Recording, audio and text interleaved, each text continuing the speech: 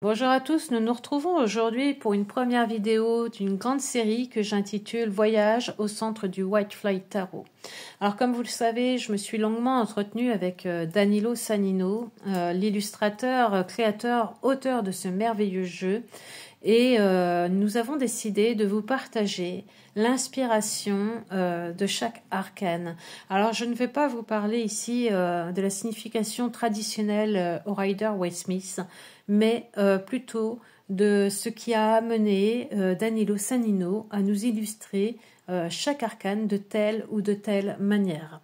Donc nous allons commencer aujourd'hui avec le magicien que je trouve particulièrement intrigant.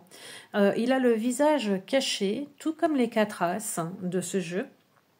Pour Danilo Sannino, cela représente le potentiel.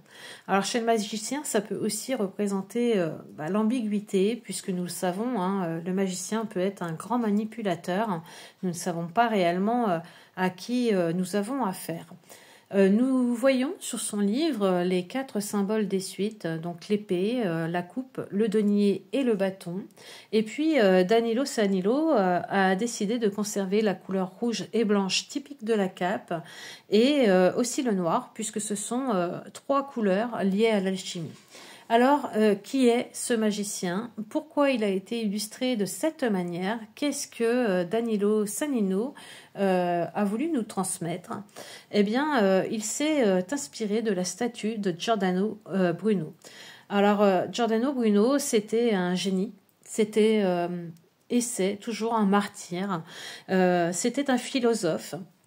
Donc, pour la petite histoire, il faut savoir que chaque 17 février, il y a une foule qui se rassemble sur une petite place du centre historique de Rome, le Campo dei Fiori, à 2 pas du palais Farnèse. Chacun, en fait, vient pour déposer des couronnes, des poèmes, des bougies au pied de la statue d'un homme de bronze sous ce capuchon de moine. L'homme que l'on honore est le philosophe napolitain Giordano Bruno. Il faut savoir qu'il a été brûlé vif pour hérésie à cet endroit le 17 février 1700 sur ordre de la Sainte Inquisition. Le tribunal de l'Église lui reprochait ses livres dans lesquels il prenait la cosmologie héliocentrique de Copernic. Il affirmait que l'univers était infini et contenait plusieurs autres mondes. Il faut savoir quand même que 16 ans plus tard, la même accusation sera portée contre Galilée, mais ce dernier se rétractera pour avoir la vie sauve, alors que Bruno, lui, il ira jusqu'au bout de ses convictions, quitte à mourir.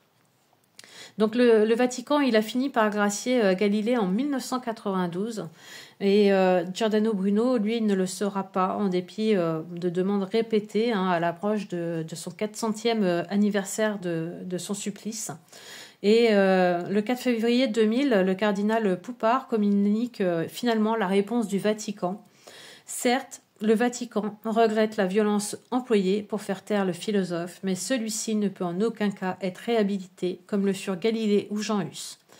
Et il faut savoir quand même qu'au XXIe siècle, le philosophe qui a été brûlé par l'Église demeure dangereux pour sa trop grande liberté de penser. Et c'est ce qui en fait aujourd'hui un martyr et un héros, surtout pour le peuple italien. Il faut savoir que Giordano Bruno, il avait parcouru l'Europe pour répandre ses idées. Alors au départ, il était resté au sein de l'Italie. Il avait été dans différentes villes comme Naples, Gênes, Venise. Il est venu également en France, près de Toulouse. Tous les 2 ans, en fait, il était obligé de changer de pays, en fait, pour éviter l'arrestation. Et en fait, quitte à mourir pour ses idées, il a préféré que ça se passe à Rome, au cœur même du pouvoir de l'Église. Donc voilà, il est devenu un héros pour les Italiens. Il a la statue, on la doit en fait à un sculpteur qui s'appelle Ettore Ferrari. C'est un franc-maçon notoire, militant laïque. Et il a été violemment attaqué en fait par les sbires de Mussolini. Aujourd'hui, Giordano Bruno est quelque peu oublié, malgré la grande notoriété qu'il avait eue également en France. Et je trouve ça intéressant finalement de savoir d'où vient cette illustration, moi, que je trouvais vraiment très belle, profonde, intrigante de par ce non-visage, j'ai envie de dire.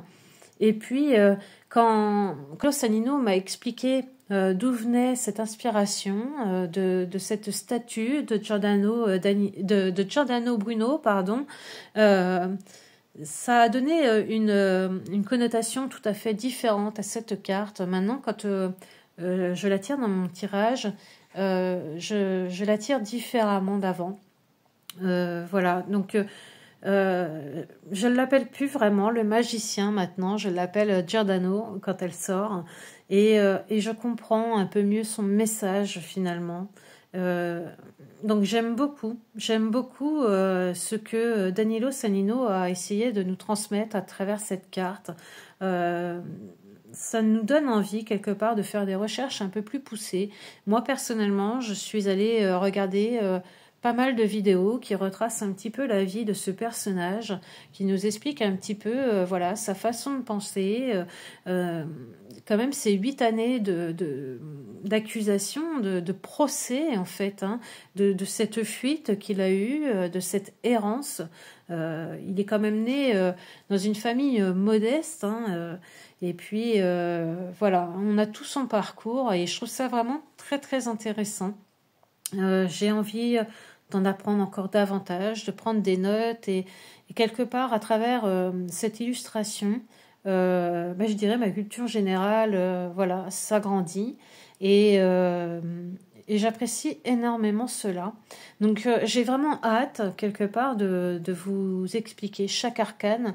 La prochaine sera la grande prêtresse et là encore, il y a une histoire derrière cette carte, derrière cet arcane, et c'est vraiment, vraiment intéressant. C'est vraiment cette sensation de remettre, comme je l'ai déjà dit dans d'autres vidéos, le son sur une image. Nous savons qui est aujourd'hui ce magicien. Ce magicien est Giordano Bruno, qui est mort, brûlé vif par l'Église pour ses idées. Voilà, c'était un génie, c'était un martyr et c'est un héros pour le peuple italien.